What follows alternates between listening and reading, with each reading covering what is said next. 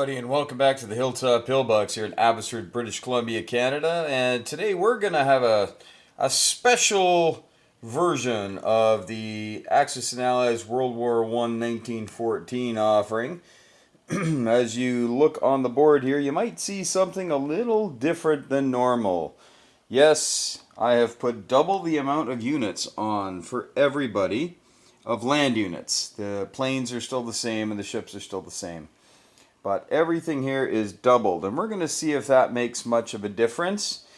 And I hear you asking, Hilltop, how do you have so many chips? Well, what I did was when I first got the game and I realized they barely gave you enough chips to play and didn't even have enough German infantry to buy any the first round, I went and I purchased a bunch of stuff at Historical Board Gaming. So now I've got lots of extra chips, lots and lots and lots. So head on over there. If they've got some, I highly recommend picking them up.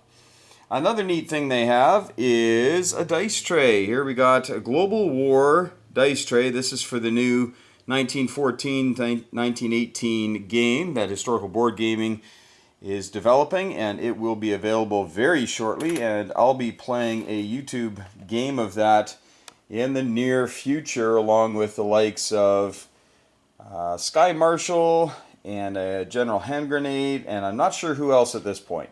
There's some other people who are definitely going to sign on for it. But here we go. Oh, I just noticed I got kind of excited about shooting my video here. I forgot to set up the Americans, but they can't come in for a while anyway. But we'll see if the double the amount of units for everybody causes any sort of grief.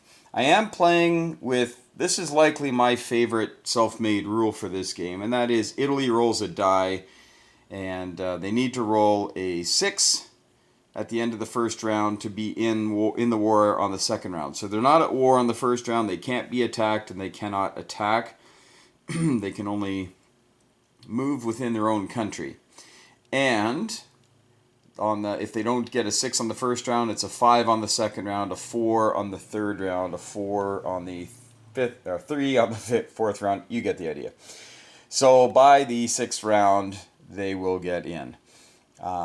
Typically, they get in around turn 3 or 4. I think last game I played, they got in on turn 2. It was really quick. But we are not playing with the Russian Revolution. And the other thing I want to point out are these handy dandy markers. Alright, so what we have in the first row are build plates. So you can put the build on. These are from Historical Board Gaming, and these things are gorgeous, and they're good quality. They're that thick, good quality plate. And so you put the build on there. And then, of course, we've got the army cards. So if your army gets too large, you simply take this, you place it in the territory where the army is, and then you place the army on the card. Right? I'm sure many of you have played with these before, but it works quite well. And then you're not clogging up the board. And as we know, a number of these places are so small, and with 2 or 3 or possibly 4 nations all sharing the same spot at any given moment, it can get pretty crowded. So we're going to enjoy using those today as well. And I've got 2 for Austria-Hungary, 1 for Russia, 2 for Germany, France, and Great Britain, and then 1 for the other ones. All right, so here we go. No Russian Revolution. Oh, there was one other rule I'm going to implement. This is just a fun game to just see what happens. I am going to do the builds for all the nations at the start of each round. So at the start of each round, the builds are going to be placed on here. You have no idea what's going to happen by the time it gets to your turn, but you put your build on. So we'll see how that works out, and what I'm going to do is they'll put their build on for the next round at the end of the round they just did. So while Austria-Hungary will have an advantage early, because obviously they only have themselves to worry about, they'll have to put their build on for round 2 at the end of turn 1 for them. At the end of their first turn, they have to put on their build. So it will be interesting to see if that's going to make much of a difference. America is pretty easy to do, and of course they can save their cash. I know in the game, saving cash is difficult to do because of this chart, but we use actual money, and we will allow them to save their cash if they want. But that's typically not a good idea considering how slow everything moves in this game. All right, off to round one. Here we go. Will the big stacks make a difference? Round one is done, and we'll take a look at the board. And nothing really too surprising. The Russians have to back off, as always. And the Austro-Hungarians take Romania. But they took it with a decent force, a little too large for the Russians to counter at this time. So we just kind of brought in a bunch of guys here and hoping to survive the inevitable onslaught of the Austro-Hungarians, who tend to do very poorly in Russia in my games. I don't know why that is. They just do. They also did poorly in Serbia. Yeah, they brought in a ton of guys and didn't get enough. Well, not a ton of guys, but they brought in 8, I believe. Yeah. They brought in 4 of those and 4 infantry, and only got 2 hits. And the Serbians got 1 hit in return. So that's contested. You can see that the Turks took Bulgaria, and as they always do. But they got some problems. We'll start over here. English went into Persia and only lost 1 guy. And the Ottomans don't have a ton of stuff over here. I mean, they've got enough to hold them off. But the British were able to take Arabia, and they also landed in Transjordan. And the Ottoman counterattack was nothing. I don't think either side got a single hit out of all these dice. I think the Ottomans had about 16 dice, and the British had 15 or something. Like it was bad. It was bad, and no hits that I recall. So they are locked. They are embroiled in a titanic struggle here in Transjordan. Arabia, of course, got taken. And that's pretty much it for over there. Africa was a very interesting time. The Germans came in here and clobbered the British. But then the British came in with just a single guy, and I think there was still 1 infantry here. And the 2 infantry got 2 hits on the 2 remaining German units. When I say clobbered, obviously it's not clobbered, but they came in and got 3 hits and only sustained 2. And the British went in with 2s and got 2 hits. So the Germans are gone from here. They still have their 2 guys here, 2 guys here, and 2 guys here. The French are moving guys down. We got a couple of transports, of course, that can pick up all 4 guys and bring them on over. And these guys are now able to come this way just because we have double the amount of French. There's double the amount of Germans as well, though. So right now, there are more Germans in Africa than there are British. So, could be problematic. But no artillery left for anybody, so it's definitely going to be a defensive slog. Italy did not roll well. They rolled a 3, so they're not in the war. And they only collect 7. They only collect $7 to start the game, and $7 for every turn that they're not in the war. That way they're not, building up normal wartime economy, because essentially they're staying neutral, so they wouldn't have their factories and army bases cranking out a ton of stuff. So the Austro-Hungarians did leave a decent guard behind in Trieste and Tyrolia, facing off against a good stack in Venice. Over here, the Germans are in Poland with a pretty decent stack. They've got about 35 units or so in here, and a big stack coming. So Germans are going to be fighting a holding action in the west, and we're going for the throat here with Austro-Hungary and Germany against Moscow. And we'll see if that's going to bear good dividends for the Central Powers. On the Western Front, a bit of a surprise. The Germans came into Lorraine and did not have a very good fight, and the French sustained a number of casualties, of course, as they do. but the punchback from Burgundy and the remaining troops in Lorraine were enough to destroy the German expeditionary force. So some decent losses for the Germans. They do have the army behind. Not a lot of stuff in there though, only about 10 units. So the Germans will likely have to make a tough decision here, whether to just group everybody up on the coast in Belgium, or if they should all try to take out that big stack of artillery. Now the Germans do have I'm sorry, I looked at their build card. In here they actually have quite a stack. They've got about 30 units or so. So they could probably take care of Lorraine. But the French, they have their stack over here of about 30 units as well on the coast in Picardy, ready to come down and lend support. The French took Portugal, of course. And the Germans came in and had some fun here, only lost 2 subs, destroyed the British home fleet. So I tried something different this turn. I'm bringing both French battleships up, and the British built a cruiser just to lend some protection in case these wanted to come over and kill the French battleships. So not really sure what I'm going to do with all that, but there it is. The Portuguese will probably head over here and try to, I don't know, cause some grief somehow. Might be an idea to bring that artillery down to Africa, actually. So that might be what I'll do with that one. And the Americans just saved their cash. And, of course, the Canadians were unable to move because they lost their transport to the German subs. Sorry, folks. Having trouble putting my words together today.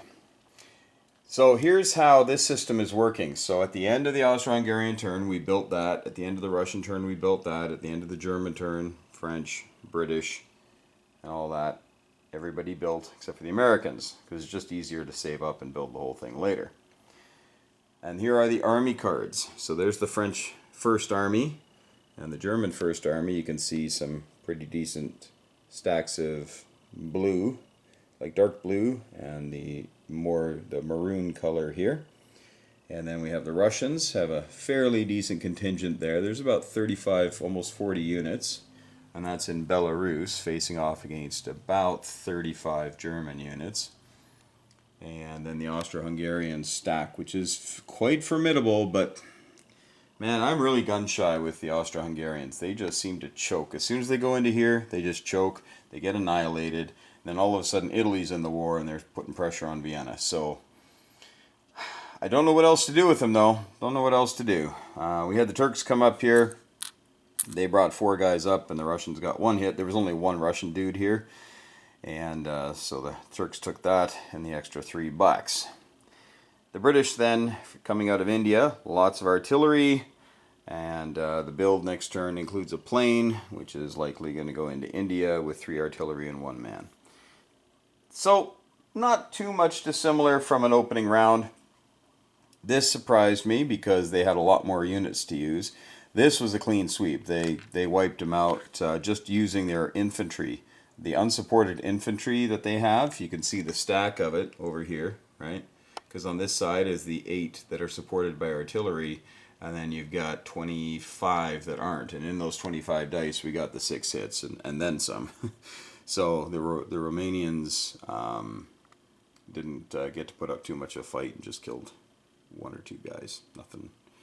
Nothing too noteworthy. All right, that's the end of round 1. On to round 2, and this will be interesting.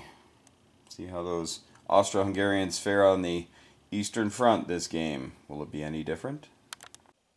And the game marches on, and Russia is not in a good way here, although once again the Austro-Hungarians got their butts kicked in Ukraine. I mean, it was an absolute beating, a dirty beating. It's likely they'll be retreating from this, because even if they brought these scant resources in, that would all die.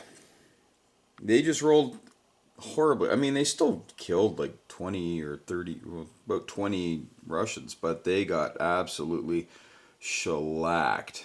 Mainly the Russian plane beat the Austro-Hungarian plane, and I mean, there you go. All of these are shooting at 4, so I guess that gives you a little bit of a reason why. Down here, the Turks moved up to Tatarstan just to nickel and dime the Russians, not Soviets yet. And down here in the Middle East, the battle lines are drawn. The Turks have been able to bring up the reinforcements, and the British were not quite strong enough to hit in there. But this next round, they will have an aircraft involved.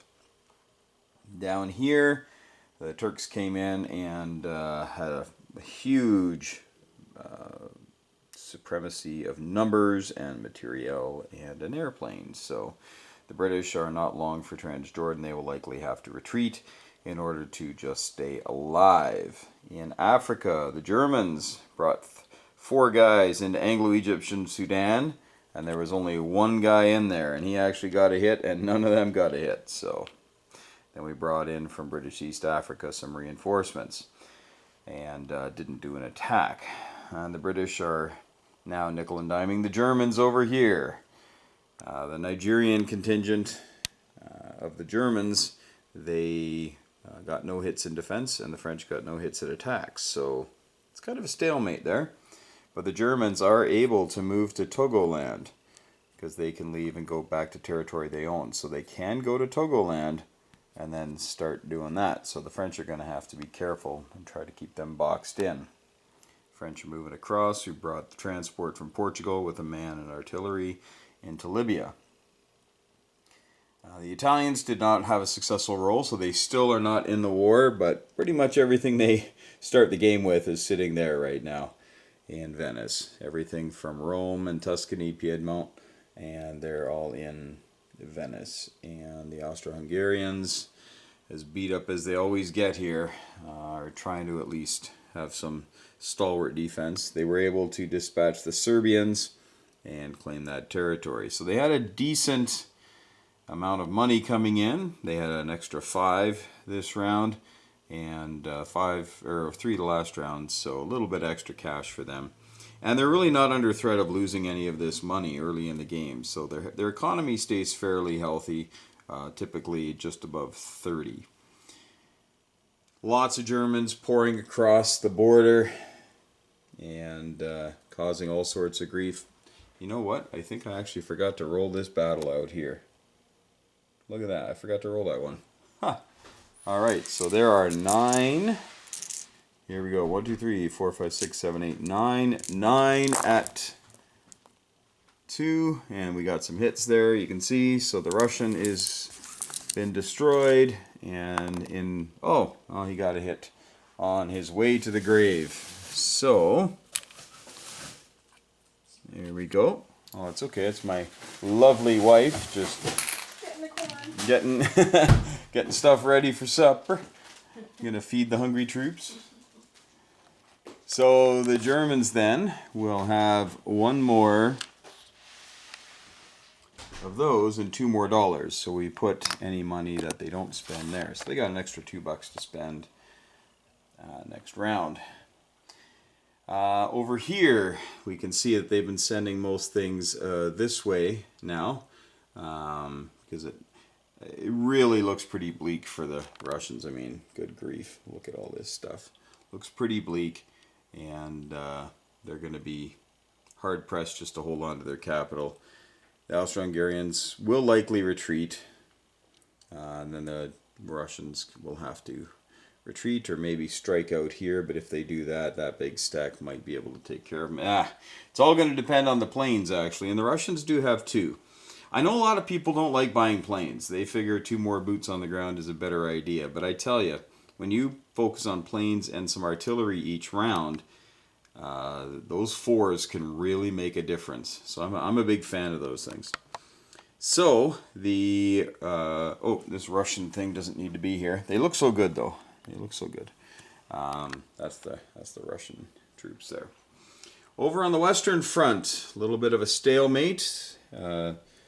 The French punched above their weight in this battle, but still the Germans hold on enough to keep Belgium to be a contested territory, and Lorraine continues to be contested. But lots of hits on both sides.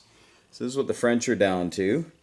They've just got 13 men and 4 artillery, and the Germans have, what is that, 7 men and 12 artillery. So pretty balanced right now, and the Germans are not going to be able to get a plane there this round, but they will be able to next round. Parisians continue to buy more infantry than anything else, and the British, lots of stuff at home, saved a little bit of money, and built a couple of transports, as you can see. After their India build, they had $14, so we built a couple of transports at $6 a pop. And the Americans, again, just saving their money. They're sitting here with $60. And because we start with double the amount of units, they'll be able to pour that into, 10 transports if they want, and then top them off. I don't think 10 is going to be the right amount, but we'll figure it out here on round 3 coming up.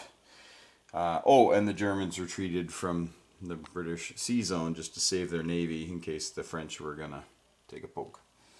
All right, that is pretty much it. We'll see if Italy gets into the fight this turn. They have to roll a 4 this round, and 4, 5, or a 6. And they rolled a 3 last round. They needed a 5. And we'll see if the Russians are able to hold off the Central Powers. It will be interesting. We'll let you know. Round 4 is about to happen. This is the round where the Americans get into the war and everybody can start buying tanks. So we're going to take a look here in Russia, and things are looking tense, but not impossible. Russians got hit pretty hard by the Germans here, and the Russians are down to 1 man and 7 artillery. And the Germans have 16 men and 12 artillery, plus an extra man in the Ukraine. So definitely outnumber them. And the Russians have this. And the Russians only have this coming in. And you're probably saying, Hilltop, why in the world are you buying airplanes? They should have bought 2 more men. Well, thinking that, you know what? There is no German plane over here. The Austro-Hungarians could get a plane into a battle, but they can't get any ground troops into the battle. So Russia should be able to, hopefully withstand the Austro-Hungarians on round 5, if they survive all this. Probably going to stay here with 1 infantry, pull back the artillery, and maybe even punch out. Sevastopol is now empty. But the Russians are down to very few options. But we'll see how that all works out. Down here, the British and the Ottomans are tied, and they are going toe-to-toe here in Mesopotamia. And you can see that both aircraft survived. And the reason that happened is because the Ottomans did not attack. They merely moved units in, and when you move units in, you can choose to attack or not attack, and they decided not to attack. They were able to secure Arabia with 6 infantry that they pulled out of Jordan because the British definitely evacuated. Smyrna was briefly taken by the French. That's why there's a French boat here. So they did that, and they got $2, lost a man, but also killed 1 in defense. So they did okay. In Africa, Germans are down to their last 2 here in Anglo-Egyptian Sudan, and will likely head into British East Africa just to keep making an annoyance of themselves. The French were able to dispatch the Germans in Nigeria, and the British are moving their meager troops up north, up this nice malaria-ridden area of Africa. The Italians are in the war now. Rolled what they needed to get in the war here, coming up on round 4. So you can see, in big healthy stack. So that's a problem for Austria-Hungary, but Austria-Hungary might be okay because they can send a few troops in here to Ukraine and likely then in a couple of rounds overwhelm the Russians. The Russians this turn will likely make 11 bucks. That's about it though. So not or 13, I guess. They still got Finland. So we'll make 13 bucks, and that's only a maximum of 4 units that they'll be placing, and obviously Austria-Hungary has a lot here. So they should be able to shore up the Western Front versus this massive stack of Italians, but there's not much follow-up for the Italians. So there is definitely, while there's a huge punch here, not much of an after effect, not too many aftershocks. On the Western Front, the Germans had to retreat. Just did not have the horses to dance over here as I mix metaphors again. So they've retreated everywhere on the Western Front, but now have a steady stream of reinforcements coming in. And as you can see, the British have been able to land 4 units and built another transport, so they should be able to land some more. The Americans, because the double stack of infantry and artillery at the beginning, could focus on building transports. So there are 9 transports here, and there are 18 units. So they can bring over all 18 units, which will get over here in a couple, 3 more rounds, and likely land in this area of the world. So the Ottomans will have to try to dispatch the British ASAP and secure their borders before having to withstand that sort of an onslaught. So that's where we are here at the end of round 3, pardon me, end of round 3. And yeah, I thought Germany might actually do a little better here. They came in here and last turn they were with 3 guys, killed 2 Brits, and I thought, hey, there they go. And then the French came in here with 3 guys and killed 2 Germans. So yeah, every good turn deserves another. So will Moscow be under any sort of pressure after this round? The Russians could also charge out in here and try to do some damage. I don't think that's a good move though. No aircraft in sight. And so the likely scenario will be that the Austro-Hungarians will bring a decent force into Ukraine. Might even put a couple guys in Sevastopol just to keep it for the Turks so that the Russians don't just snipe it. So we will do our best to keep Austria-Hungary alive here. And again, although the Italians do have a lot, a couple of bad rounds of battles, and that stack could be almost gone. And with only 14 bucks, it's hard to make up the difference. All right, there we go, folks. Round 4 is coming up. We should see some tanks on the battlefield. Could make things a bit more interesting in the West. Look alive, it's round 5. Yes, I write my own material. All right, here we go. Moscow is under siege. And depending on how they roll and how many troops they can kill out of Moscow, Moscow's only placing 3 units this turn because they only collected 10 bucks last round. And then you've got a whole whack of these guys coming in. Now, there's no aircraft for the Germans, but there is for the Austro-Hungarians. So if they can kill the Russian plane, that could be curtains for Moscow.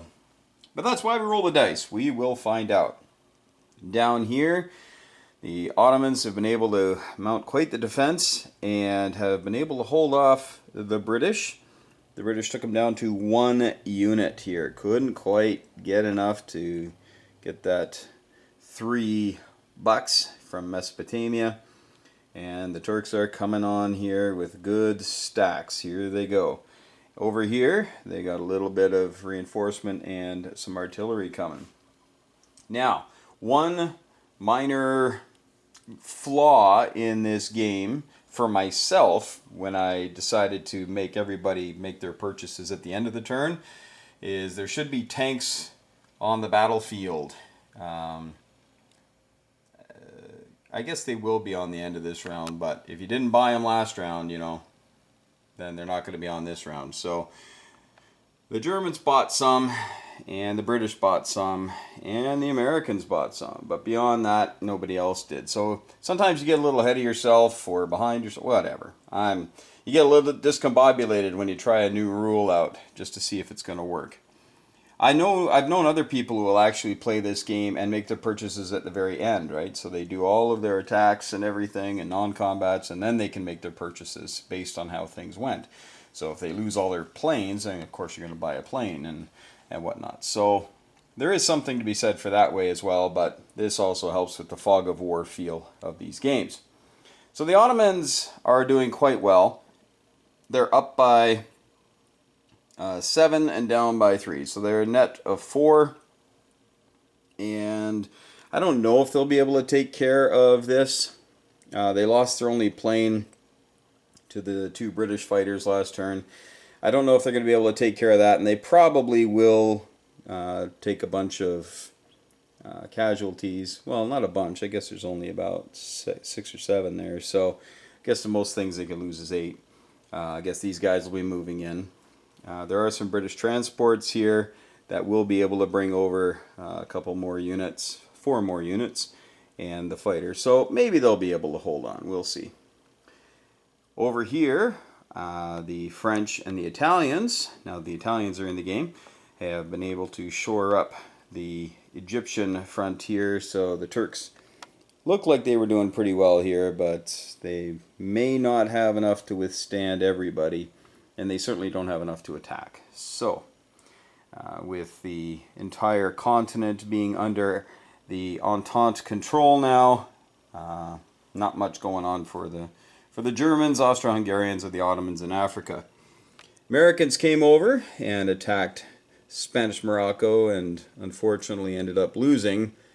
How many units did they lose? I think it was 2 or 3. Maybe it was 3 that they lost to the Spanish Moroccans. It was pretty bad. They lost 1 right off the bat, and with the artillery that the Spanish would have there, and then they ended up losing a couple more. So that was pretty tough slug for the Americans, but they still have 15 units. So I guess they lost 3 total because they had 18.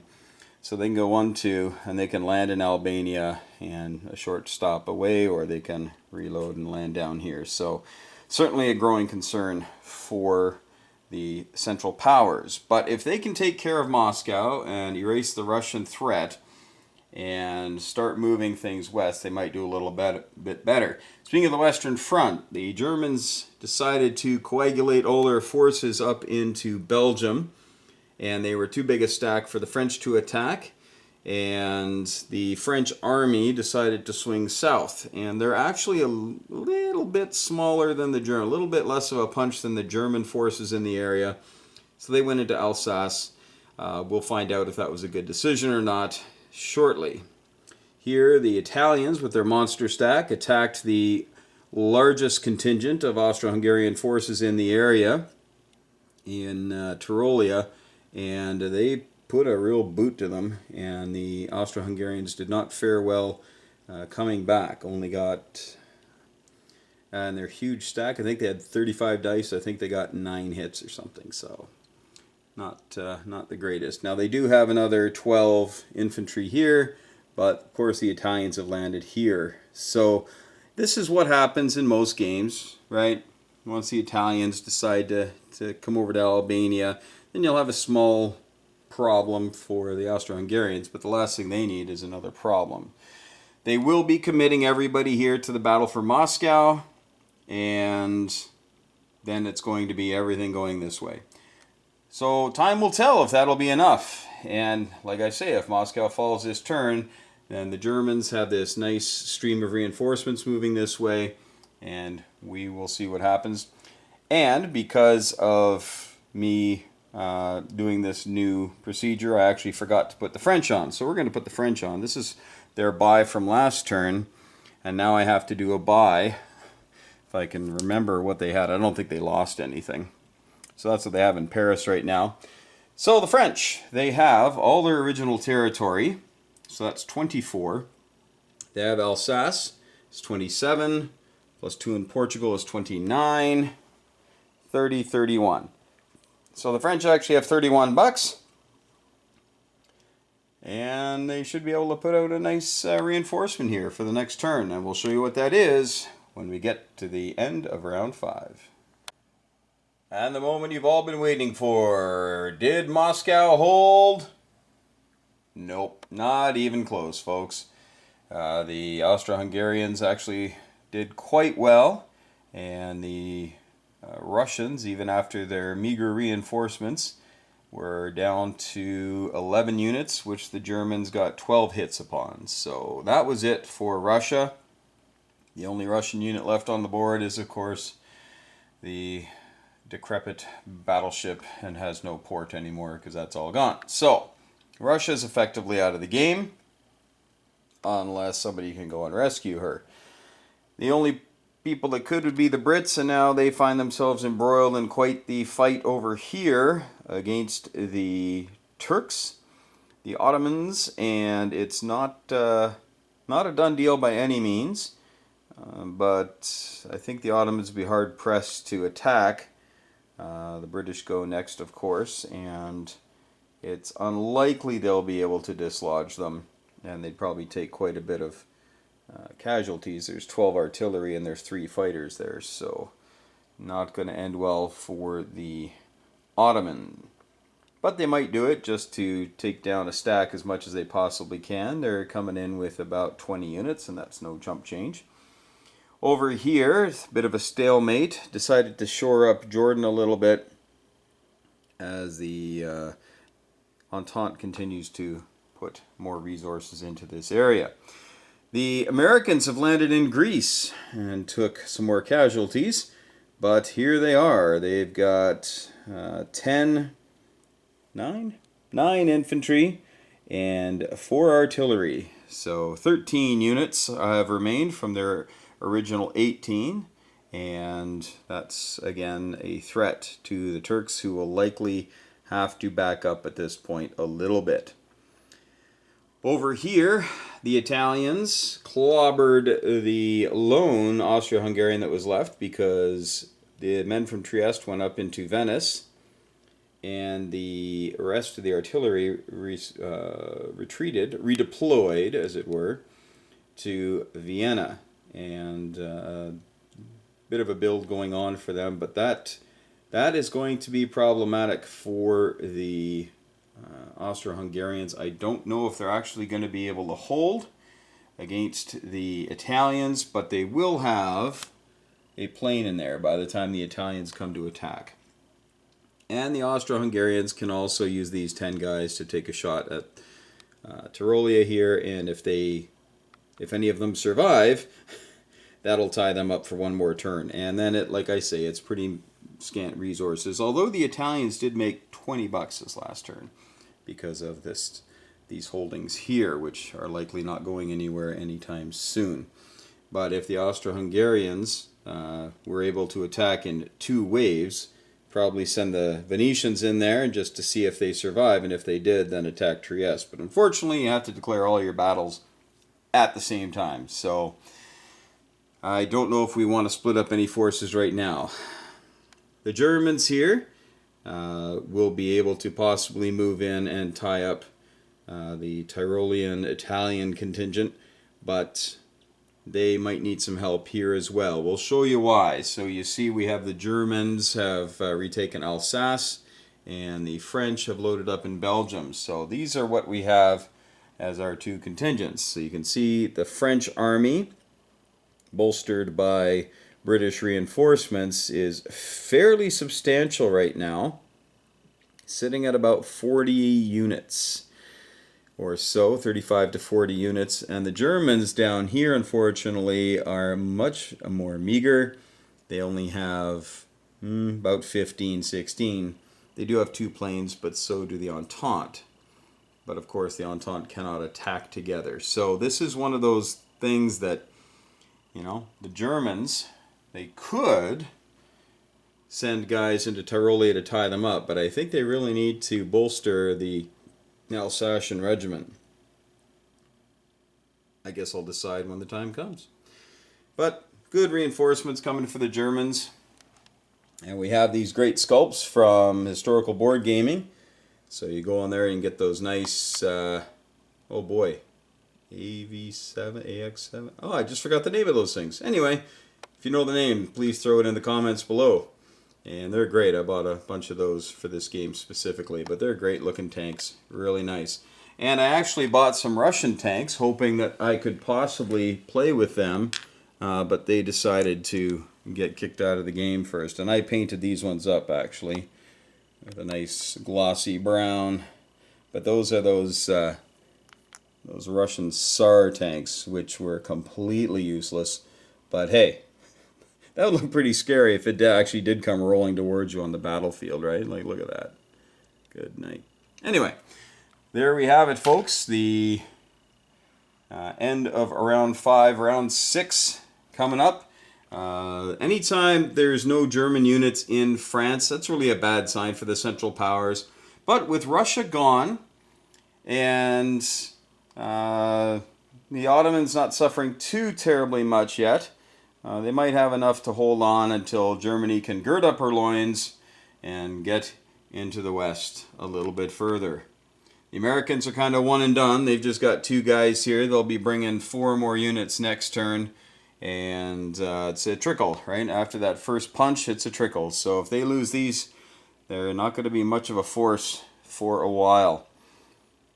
There you go, folks. Round 5 is done. Round 6 coming up. Moscow's gone.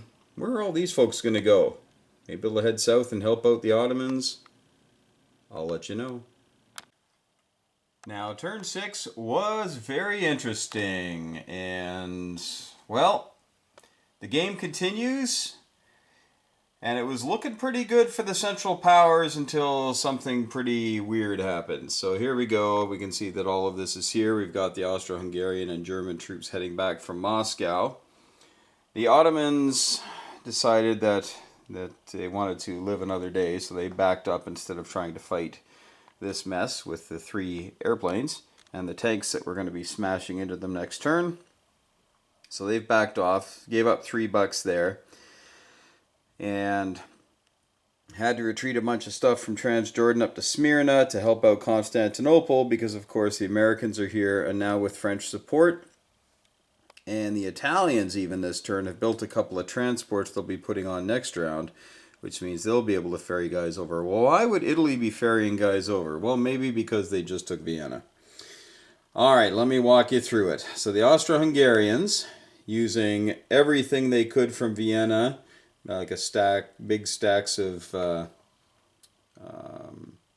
artillery, and there are 11 guys from here in Venice, attacked Tyrolia, where the big Italian stack was, and got 6, 7 hits, not much. And their entire force got wiped out. Like, everybody got destroyed. But I thought, okay, well, the Germans will come in. So then we brought in the entire stack of Germans from Munich into Tyrolia. And the 12 of them got wiped out. In fact, the Italians had 13 dice at 3 and got 11 hits.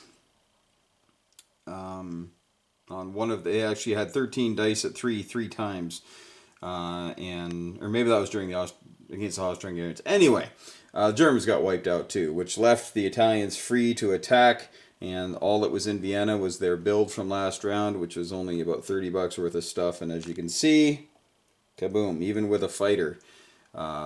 Did not make a difference. So the Italians are sitting very, very strongly right now.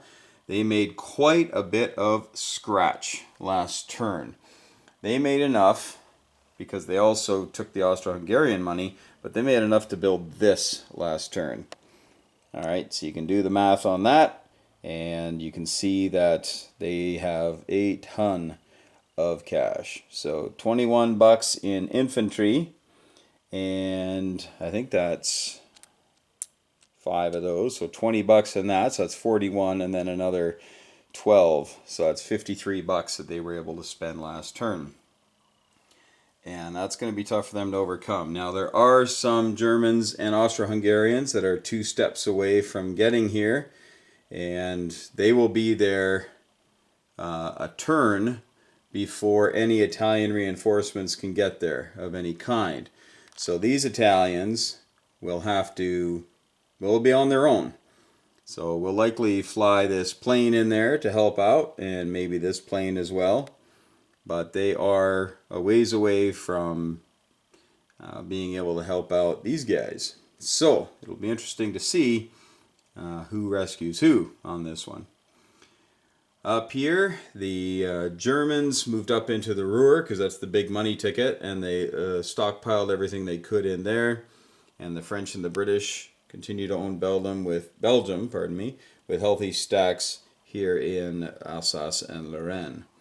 So the Germans are now down quite a bit in home country cash, but fortunately they hold the balance of Russia's money. Russia starts the game at 24, and they are only missing $3 out of that right now. So onward we go, but all of a sudden it's really looking like the Central Powers are going to lose another one, even though they took Moscow on round 4, I think it was. And Constantinople is still in decent shape here. There's enough stuff here to hold on to the Ottoman Empire for a while.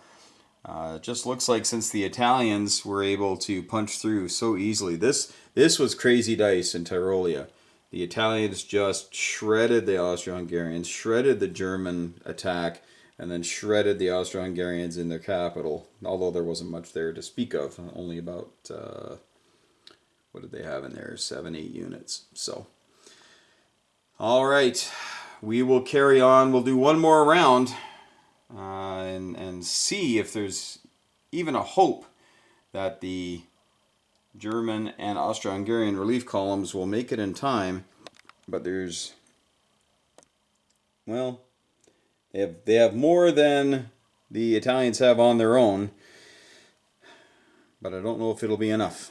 All right, round 7 coming up. Could be interesting.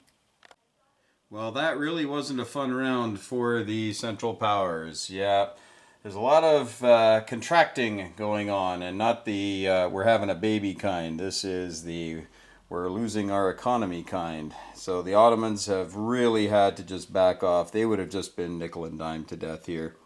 Hoping to make an heroic last stand. Not likely, though. Their economy has been taking a beating, and it's not going to get any better. You can see the British have gobbled up 3 of their territories, and the Americans have taken Bulgaria, and the British took Sevastopol. So right now, the Ottoman they're not doing very well. Not doing very well at all. Over here, the battle for Vienna will be interesting. I don't think the Austro-Hungarian contingent will be able to save their homeland, but, you know, they're going to give it a go, because that's what you do. You go try to save your people. But they are outnumbered about 3-1 by the Italians. Now, it will depend on who wins the air battle. Should the Italians win the air battle, this is not going to go well. If the Austro-Hungarians do, it still won't go well, but they might inflict a few more casualties. The real story will be the German follow-up attack coming in. They have about 20 units coming in, and that will outnumber the Italians, especially after the Austro-Hungarian onslaught. And likely the Germans will be able to wrest control of the capital from the Italians. Unfortunately for them, the French follow-up forces are coming on, and the Germans really aren't able to divert forces down here towards Munich. They may do that. They do have 6 tanks in there, and they may do it just to try to stop, but then they'll likely lose those 6 tanks shortly afterwards. The Italians do have the steady stream going on here, and will likely force a naval engagement here this turn, because, for what it's worth, they don't have to worry about the minefield anymore, because that's Italian mines, and they match up with the Austro-Hungarians. So it's just going to be 1 against 1, or, well, 2 against 2. But even Stevens. So they might do that, in which case they will be able to move reinforcements right into Trieste, right next door to Vienna. And that's 6 units per turn as it stands now. That'll probably increase should the game go on. I've already decided, though, that if Vienna is not captured and held by the Germans by the end of this round, then we will call the game. Just not any sense going. You can see that the Italians have their 10 units here along with a fighter, and the Americans, they're just basically tying down these folks here so they don't run to the rescue. On the Western Front, well, we'll show you what the two armies look like. You can see the British still loading in 10 units at a time into northern France, well, Belgium specifically, and the French are sending in 8 or 9 units of their own. And the Germans, although they do have a fairly strong force here, if they get tied down in Belgium, then the other French groups that are roaming the countryside can make a beeline for Berlin. And the Germans would eventually just have to retreat, and that's it. So, the big thing will be the battle for Vienna. And maybe we'll just show you that in real time right now. Let's just see how the first round goes. So as we know, the infantry are coming in, and they're coming in. They've got 6 artillery and 1 aircraft. So we're going to do the aircraft battle first. So the Austro-Hungarian is going to be green, and the Italian will be black. Okay, nobody gets a hit. Try it again. Okay, well, that's not going to go well. There's a bit of a glare there, but that's a nickel. So things right off the bat not going well for the Austro-Hungarians. And so the Italian fighter gets to do a flyby, doesn't hit anybody. So now we have 1 infantry, and we've got, I think there's 6 total. Yeah, 6. So we've got 7 at 3 for the Austro-Hungarian Empire. Here there's Swan Song, 7 at 3. Well, that's a pretty good roll. They got 5 hits. That's an impressive roll, actually. And so that's going to take out 1, 2, 3, 4. And of course, you cannot leave units alone. So we do have still, I got to leave that there. That's 4. That's 5 at 3 that we're going to roll for the Italians. So 5 at 3 for the Italians. Well, that's just the kind of game it's been for Italy. Yeah, that's 5 hits. And then they've got 10, they got 14. So we'll just do 7 twice. Well, 14 at 4. Yeah, so you can just see that just absolutely shredded the Austro-Hungarians. Their contingent is gone. And that is what's left for the Germans to attack. So it's no mean feat getting in there. And we'll might show you that once that battle gets here. Actually, that battle is pretty much here. So we're just going to do this, and because there's really no point. Why not just see if this guy here can maybe, get a moral victory. So here we're going to do this again. So the green is for the Austro-Hungarian. He needs to roll a 2. The black is for the Italian. He needs to roll a 3 or less. Well, look at that. Mutually assured destruction right there. So Budapest remains in Austro-Hungarian hands, and the Italians and the Austro-Hungarians decide to annihilate each other. Now we're on to the German turn. So we're going to send these guys in. Now they have more guys than the Italians, so the Italians aren't going to be able to kill the Germans. But if the Germans don't capture it, I think this follow-up is probably not going to go well for the Germans. So the first thing we have, of course, is the Italian fighter. Gets a flyby. Oop. It's a hit. There goes 1 German before the battle even begins. And of course, these are all going to be at 3s. So we've got 12, 17, 18, 19, 20. So we got 20 at 3 for the Germans. So we're just going to take 10 dice and roll them twice. At 3. So we got 1, 2, 3. Well, he's got to get a few more hits than that. That's a few more. 1, 2, 3, 4, 5, 6. So that's 9 total. So that takes a bite out of the Italians, no doubt about it. So anyway, they got 9, 10, 11, 12. So they're going to have 12 at 4 and 1 at 3. 12 at 4 and 1 at 3. So here we go. 5, 12 at 4, and then we'll use the 1 at 3 as the black one. Alright, here we go. Live action, folks. Tell me in the comments if you like this or if it's kind of a waste of your time. Alright, 1, 2, 3, 4, 5, 6, 7, 8, 9. Huh, that sounds like a familiar number. So that's going to be 7 infantry and, of course, 2 artillery, so I've got to make change. That's always the way it goes. So that's all them. So I got to bring 3 more chips back. Or do I? Did I do that wrong? Alright, I'm going to go back and watch my video. So they got 9 hits.